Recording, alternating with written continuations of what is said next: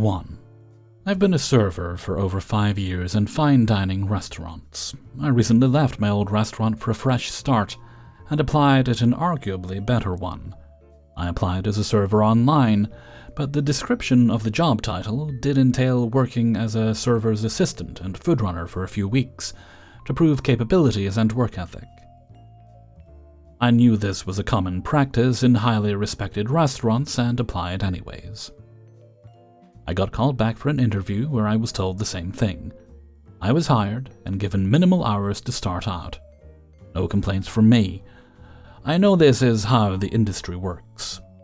A few weeks later, I was offered more hours and I graciously accepted them. I was still alternating between food runner and server's assistant at this point.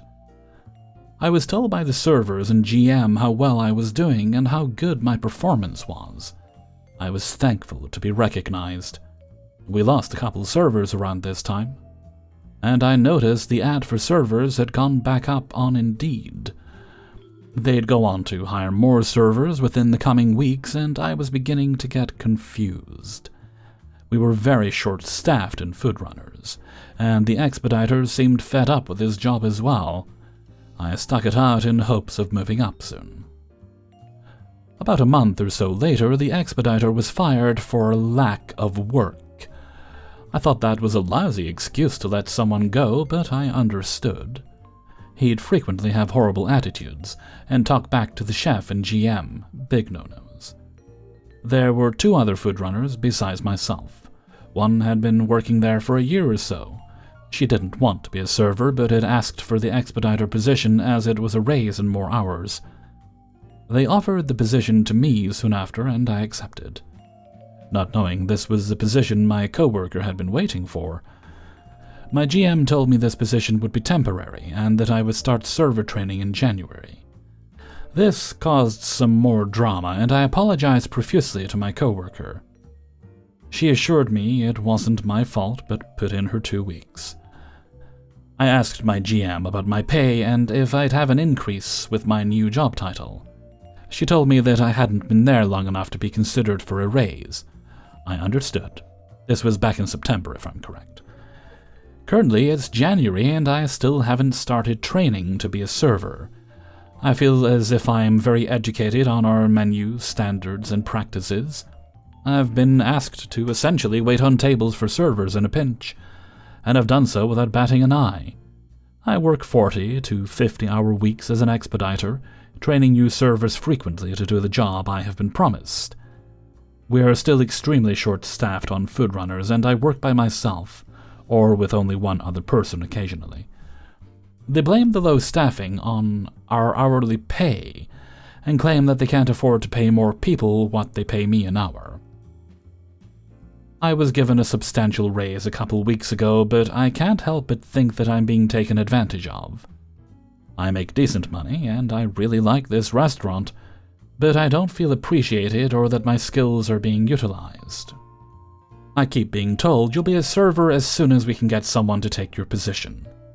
But they refuse to hire anyone else willing to take my position, or indeed, the only positions listed are servers. Any advice or opinions? 2. Hi guys. I have worked in restaurants for my entire adult life, about 10 years now, and seen just about every single tipping arrangement you could imagine. Tip jars split between employees by shift, serving tables with tip-outs for bussers, bartenders, hosts, barbacks, food runners, or digital tips spread throughout checks exactly by hours worked, you name it. In December, I became a manager at a chain corporation that does low amounts of business at this particular location. Right now it's just me, the franchise owner who bought the location in November, and about 8 other part-time employees, mostly younger high school first job types, very small staff. According to the younger staff, they used to see on their paychecks their hourly wage and hours worked, as well as a separate section for credit card tips. Ever since the new owner took over, those credit card tips have not appeared on their checks, only their hourly wage. Since starting my position, for the most part I have completely taken over the back of house and kitchen operations, although Instead of actually logging an order or inventory count into the computer myself, he simply has me record the order on paper, and he puts the orders in himself. I have no access to any of the manager functions on our back-of-house systems besides being able to print labels for food items. In terms of cash handling, I tend to work in the morning, so I have only been responsible for making sure the drawer is counted and balanced at the start of the shift, but here another employee has handled the checkouts. He instructs employees to simply get the drawer balanced, $200, and then any and everything more than that is the deposit to be put with the cash-out report and cash in the safe. Remember this detail, it will be important shortly.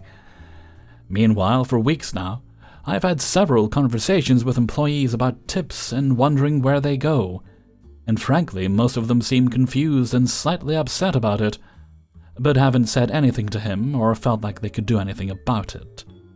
However, our minimum wage just raised to $15, so they all just got a raise by default. So I think they're just distracted and happy about that. Despite that raise, these employees have not been receiving any of the credit card tips that customers leave at the point of sale for months. And this is a fairly well-known and nationwide chain. I've been conflicted about what to do about this. I've started blatantly telling some customers, and they've even told others. But when speaking to the owner, I'm focused on making a good impression on my boss, and don't bring it up, and just have long conversations about the needs and status of the kitchen. I've been struggling for a while, and this job has been a blessing. Even for bad pay and stolen tips, I can't afford to lose it. But I also want to do the right thing and make sure these employees get their tips. Tonight I decided to take things into my own hands, though. He tasked me with coming in to close the store for him 3 nights this week, which means I was responsible for the checkouts. When I counted the drawers and separated the deposit, I entered the deposit amount and printed out the checkout report. On the report it shows the amounts for declared cash, expected cash, tips, deposit, cash over, and short. And then under a full list of each individual credit card tips for that day. So clearly on these reports they account for and separate the credit card tips out for the employees. Yet none of them see any of that and are blindly adding the tips to the cash deposit because the owner has instructed them that anything and everything overbalancing the drawer goes into the deposit. Instead of doing that, I separated the tips amount from the deposit, checked the labor report to see the exact hourage of each employee that worked today, and divided the cash tips up between each employee based on their hours worked for that day.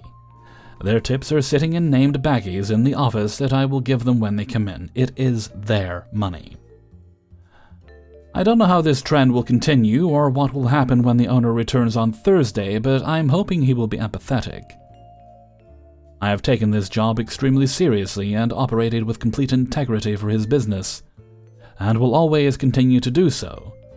But if this costs me my job in the end, I don't know exactly how to proceed.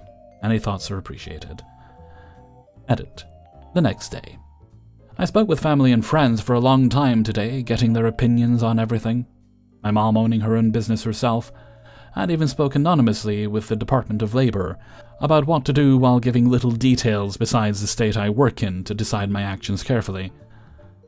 Unfortunately, according to the Department of Labor, if I file an official complaint, it will take 3 or 4 weeks to process to their higher-ups, and they will make a decision on its validity first. Then, if it is valid, basically, choose whether they have the resources to pursue this and send someone out to the location. Or if they decide they don't have the resources, will simply advise me to seek a private attorney to represent me in a case against the business. Sadly, I can't afford a private attorney to take this anywhere, and I suspect the reason the resources are divided so thin is because the minimum wage was just raised to $15 an hour this month, and cases such as these are popping up all over the place, as business owners shrewdly adapt. I haven't really decided what to do. It's 11:35 now, and I work at 5, and will be responsible for making the deposit tonight as well. I haven't spoken a word to the owner yet either. Everything this morning was simply business as usual, feeling anxious. Edit. The day after. Me and my partner both tested positive for COVID this morning, and I had just left work last evening. I didn't even feel symptoms and still don't now. So this entire situation has been put on hold, and I don't even know what's happening at the store right now. Not even to mention what he's gonna make of everything when he comes in on Thursday. What a roller coaster of a week. 3. So I work in this small-town restaurant. I absolutely love my job, and majority of my customers are great. I am one of 2 night shift servers, and they had both of us working this night. I had been there for 2 hours without a table, and I was metaphorically beating my head on the wall. I was so bored. I saw this couple pull up, and I got so excited to finally have a table. They come in, and it was this old married couple, and they seemed sweet. I started walking them to their table, and the lady stops and says, "Is your cafeteria buffet line open?" We have a lunch buffet that runs through the day but closes at night. I told her we didn't do the buffet at night, and she started to get upset. "So what? You don't do the buffet anymore?" "I'm sorry, ma'am, we close it at 3. I reply as nicely as I can. "Well, what time does it open?" She barks back, and I tell her 11 in the morning. "And what time is it now?" She asks as if she just won an argument. I told her the time. It was almost 5. It had been closed for a good 2 hours now. She kept trying to argue and got super mad until her husband got her to sit down while she says, "Well, where's all the food then?" I tell her that even though the line is closed, we can still do all the same food, it's just made in the kitchen, and I would bring it to her. She grabs her menu and huffs. I then grab my order book and say, "Can I go ahead and she cuts me off and says, "I'm not going to order anything from you if you keep standing there." Mind, I was standing opposite her and not near the table. I feel myself get red in the face, and I finish, "Can I go ahead and grab y'all something to drink?" I ask, trying to keep my best composure. "Well, I haven't even gotten a chance to look at the menu, so no, I don't, so leave us alone." I'm already having a rough night. I just got kicked out and I'm trying to find a place in couch surfing, so it's been rough. And I feel the floodgates open. "I'm sorry, ma'am, but will you not be rude to me?" I say, and her mouth falls open and she starts stammering and says she wasn't being rude. I say again, "I'm sorry, but will you not be rude to me? I will give you all a minute to look over the menu." And then very quickly left and went to find the owner of the restaurant. I told him the situation, and he was upset and said I shouldn't be treated like that, and switched the server. I sat to wait for the next people to come in, and saw the other server also struggling with these customers. Finally, I guess the couple got too annoyed and left. I will say, I have dealt with some terrible people while in the service industry, but this was by far the worst I have ever been treated.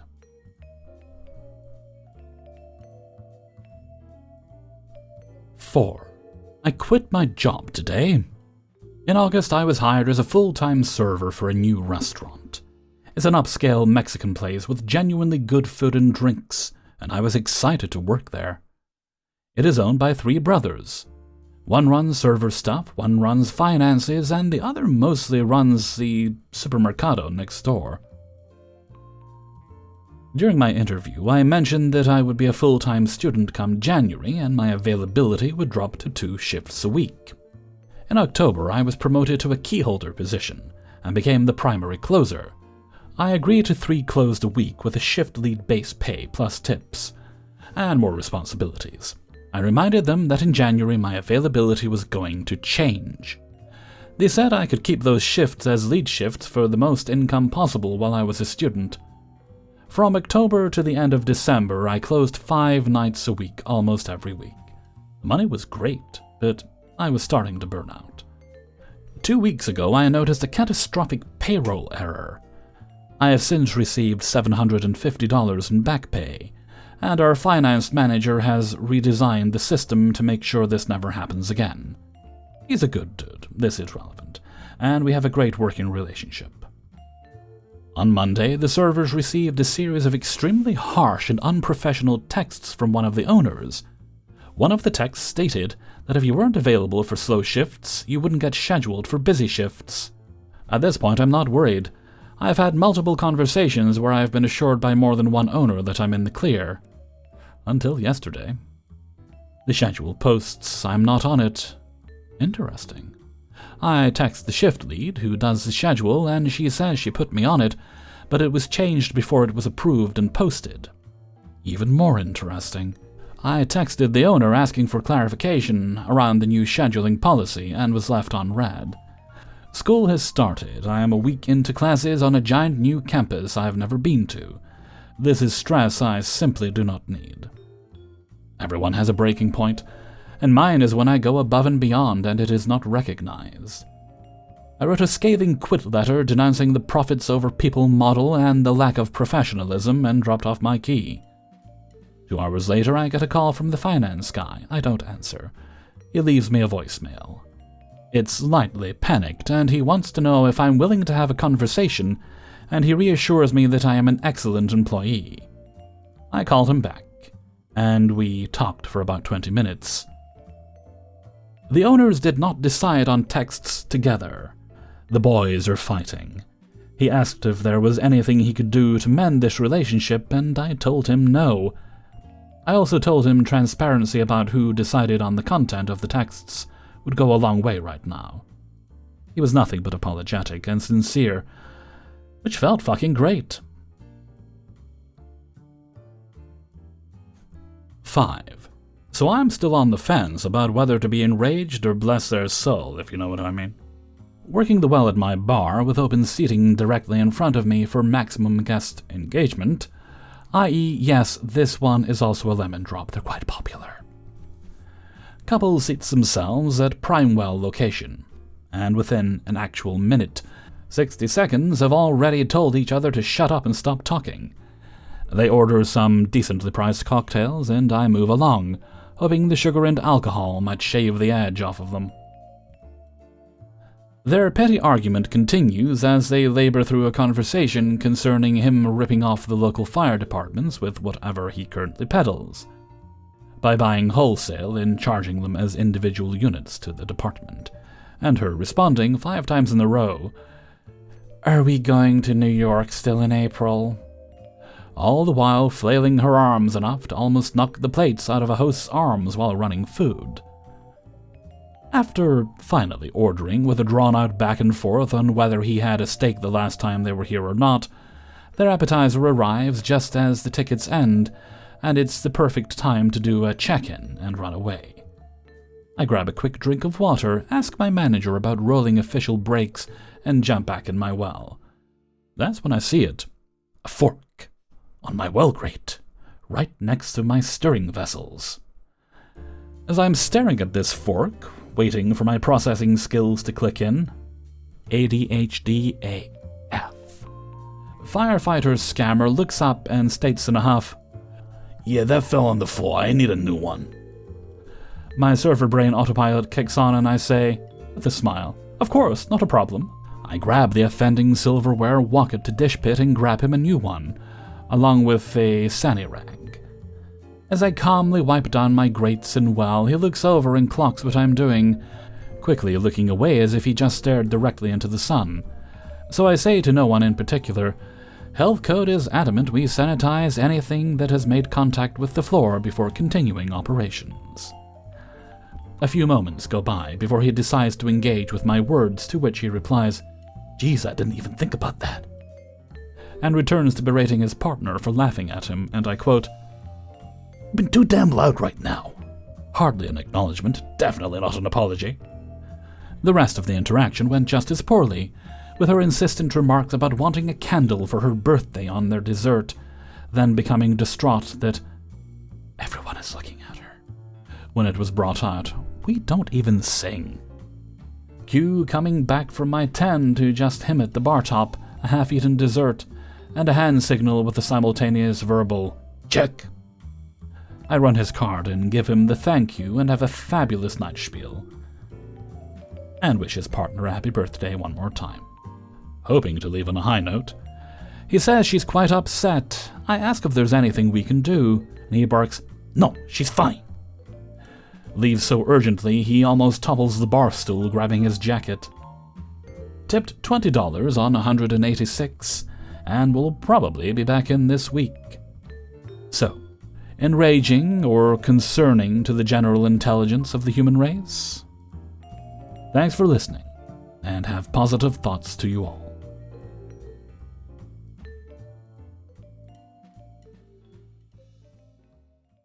Hey everybody, Hellfreezer here, and thank you very much for listening to Spinning Plates, episode 235. And thank you very much to everybody who allowed me to use their stories in this video. Do hit that like button before you go. I hope that glowed when I said that. Apparently it does the first time you said. If you'd like to get early access to the videos, then you can support me on my Patreon, which is linked in the description. Do that for as little as $1 or more if you like a month. You'll also find a link to the Hellfreezer merchandise page if you're into Hellfreezer merchandise. Pretty damn awesome if I do say so myself. But I did design most of it. And if you especially enjoyed today's video, then why not tip your narrator? You can do that by clicking on the heart with the $sign in the middle. This is by no means required. The only thing we paywall here is early access. The videos are free as always. But I do appreciate it. Okay, no other business today, so let's move along to Hellfreezer's question of the day. And today's question and answer is... And the question today comes from Mad Martha on the Discord, aka Kathy Beckford here on YouTube, and that is: in the Matrix, Neo could download skills in seconds. If you had that capacity, what skill would it be and for what use? That's pretty easy for me. I can play the guitar a bit, but I'd like to be much, much better at it. So I would want to become a master guitar player, be able to master all skills, styles, and types. Maybe even throw a little piano in there as well, because I've always wanted to play the piano, just never had access to a piano to sit down and play the dang thing. So that's mine. I'd like to be more musical. Why don't you let me know what yours are in a comment below. And before we go, let's have the answer of the day. Not from last week's video, that hasn't gone up when I'm recording this. I'm recording on the Friday before, but we'll pick a video from last week. And this answer comes from Revenge is Ice Cream, episode 331. And it comes from Snoopy 15000. Question of the day. Mine are to spend more time with my hobbies. This was in relation as to any goals for the new year, which include sewing and painting. It's hard to find time to work on projects, so I'm trying to dedicate more time to finishing stuff.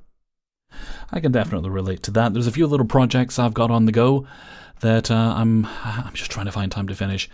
Let's see. I've got all the pieces I need to repair 2 broken shelves in the refrigerator. Refrigerator works fine, thankfully. Probably shouldn't say that too loudly. But the shelves are old, and it's old enough that I can't easily buy replacements for it. Even looked on eBay, unfortunately, none. So they need a bit of TLC. So I've got some sheets of plastic. I have to cut them down to the right size, and I've got the glue to clamp it in place to give it a little bit of extra strength. So that's one of my projects to do. I also get the garden sort of trimmed. That is a perpetual thing, but Jack and I have been talking about some nice things we want to do with the garden, like clean up the backyard, get the greenhouse. I've got a greenhouse there. Just get that tidied out because we want to start using that again, and quite looking forward to doing that with Jack. But that's in the future. That's later in the year, and will probably take quite a bit of time. And other projects for me is I perpetually want to learn how to play more things on my guitar. It sits there mocking me. I've yet to get around to it. Again, fish tank needs to be fully, everything taken out, cleaned, and actually get fish for it. It's just been so long. I started it, then I realized, crap, I put the gravel in without rinsing it off first, and I don't want to put fish in like that. So that was something that kind of got in the way of that. So I'll get around to that eventually. We'll get the fish in there, and that'll be fine. And there's a whole list of other things I could go on and on and on. But yeah, definitely finish little projects and little tasks and things that crop up that you never seem to have time to do. Anyway, I'm going to head off for now. So until next time, thank you very much for listening, and take very good care of yourselves.